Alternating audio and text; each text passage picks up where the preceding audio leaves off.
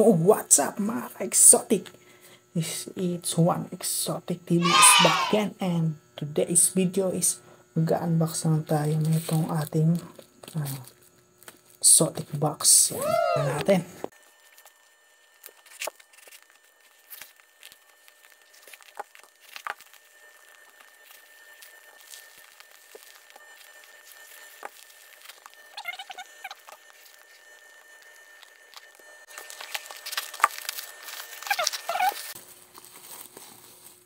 So yun, unang garapon. Ito nga pala guys.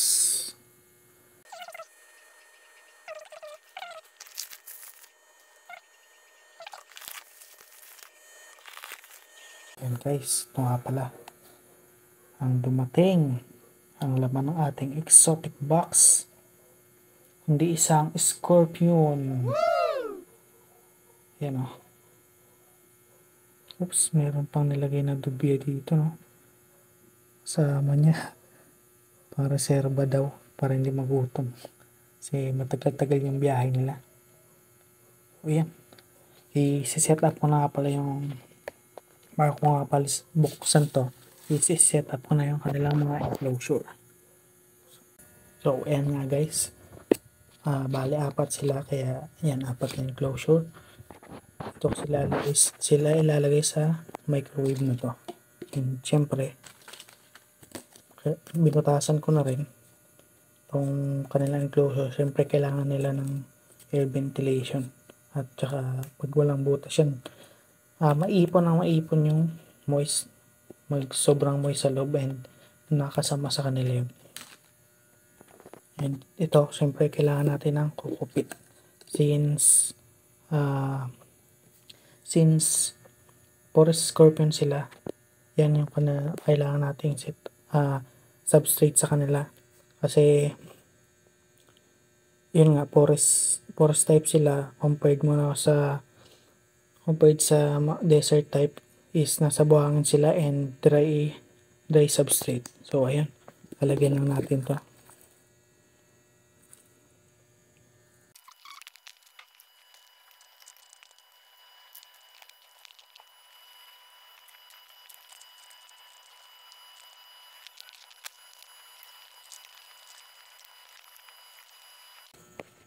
Okay, so ayan guys. Kailangan bago natin ilagay sila is i-moist na natin, mag-mix na tayo. So,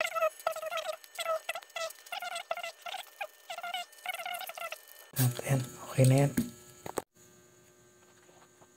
At ayan guys, bubuksan natin tong una nating scorpion. Yan.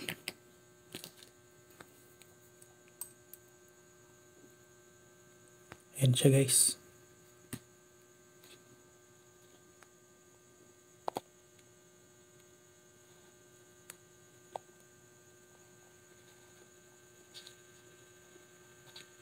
Oops.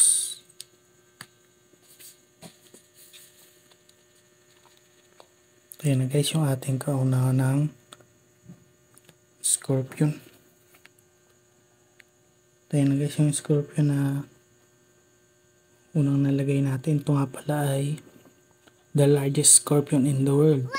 The Heterometrus swammerdami.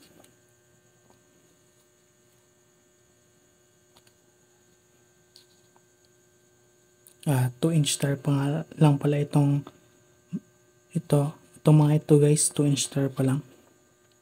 Yan, ang liit pa nila. Yan.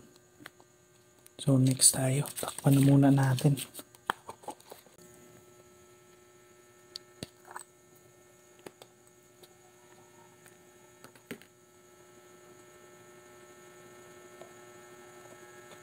Oops.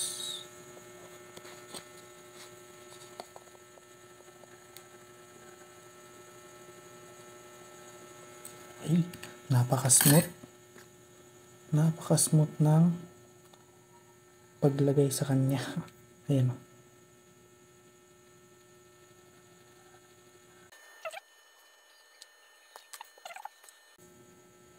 Yun, buhay pala yung dubya guys.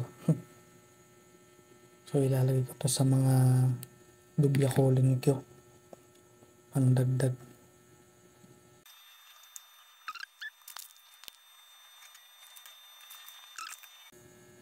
Ayun, napakabilis lang.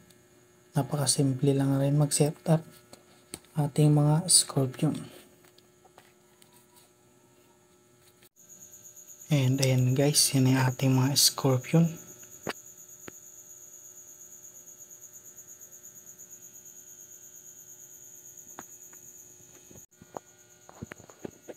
Ayan. And syempre maraming salamat sa pagpadala nitong mga Scorpion na to kay Boss Kosei Arima. Yan, maraming salamat sa napaka-solid na mga Scorpion na ito. And ito nga guys, itong Scorpion na to is the largest Scorpion in the world. Silang pinakamalaki. And ito nga pala guys is hindi ganun kalakas ang venom na kayang pumatay ng tao.